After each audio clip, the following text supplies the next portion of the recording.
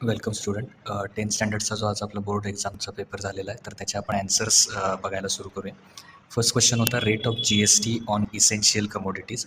Essential कमोडिटीजवर rate of GST किती असतो? 0%. हे जर तुम्ही लिहिलं असेल option C 0% is correct one.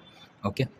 आता सेकंड बघूया क्वेश्चन. सेकंड क्वेश्चनमध्ये याच्यात इथे जर तुम्ही बघितलं तर क्वेश्चनमध्ये काय होतं? Which of the following equation is not a quadratic equation.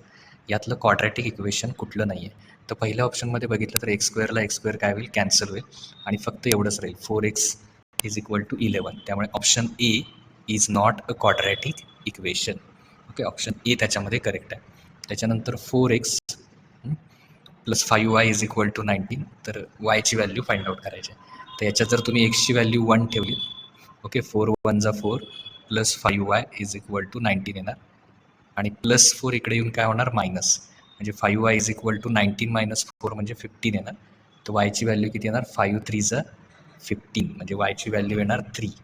तर याच्यातला प्लस 3 व्हॅल्यू येणार. So option B is correct. Okay. त्याच्यानंतर sum of first 5 multiples of 3चे पहिले 5 मल्टिपल्स. 3 1 जा 3, 3 2 जा 6, 3 3 जा 9. ओके. 3 4 जा 12, त्यानंतर 3 4 जा 12, 3 5 जा 15. त्या सगळ्यांची जर ॲडिशन केली 3 + 6 9 येणार, 9 + 9 येणार 18, 18 + 12 ते येणार 30 आणि 30 + 15 म्हणजे किती येणार?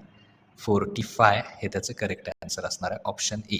हां, तुम्ही एसनचा वगैरे फॉर्म्युला पण वापरायची गरज नाही. फक्त 3 6 ओके 9 त्याच्यानंतर 12 आणि 15 त्या सगळ्यांची जर ॲडिशन केली 9 18 12 30 आणि plus 15 45. That is the correct one. Okay. आता नेक्स्ट जर बघितलं आपण इथे on a certain article rate of GST is 9%. CGST 9% आहे, तर त्याच्या डबल असणार. 9% त्याच्या डबल किती येणार? 18%. म्हणजे पहिलाचा आन्सर किती आलं? 9च्या डबल 18%. ओके. एक्सची व्हॅल्यू फाइंड आउट करायची आहे, तर एक्स किती येणार? dx/d म्हणजे -42. पहिला फॉर्म्युला लिहायचा dx/d. X is equal to dx/d. दुसऱ्याचं बघतोय आपण. -42ला तिथे किती व्हॅल्यू आहे बघा, तर ती व्हॅल्यू आहे जस्ट मिनिट. -42ला -3ने डिवाइड करायचं, तर काय होणार? 14ला केल्यावर 14 येणार आणि मायनस मायनस प्लस म्हणजे आन्सर येणार 14. सेकंडचा आन्सर येणार 14 आणि प्लस 14 येणार, दोघं मायनस होणार. 2 कॉईन्स आर टॉस्ड. 2 कॉईन जर टाकले तर काय काय येणार याच्यामध्ये? HH HT TH आणि TT. तर हे सगळे येणार त्याच्यामध्ये. परत हे क्वाड्रॅटिक इक्वेशन स्टँडर्ड फॉर्ममध्ये लिहायचं आहे. तर पहिल्यांदा काय येणार? -y² इकडे येऊन काय होणार? +y². ओके.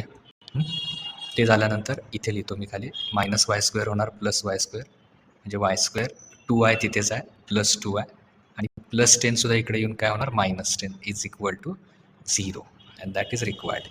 ओके. तर हे पहिला नंबर क्वेश्चन नंबर 1चे झाले आन्सर.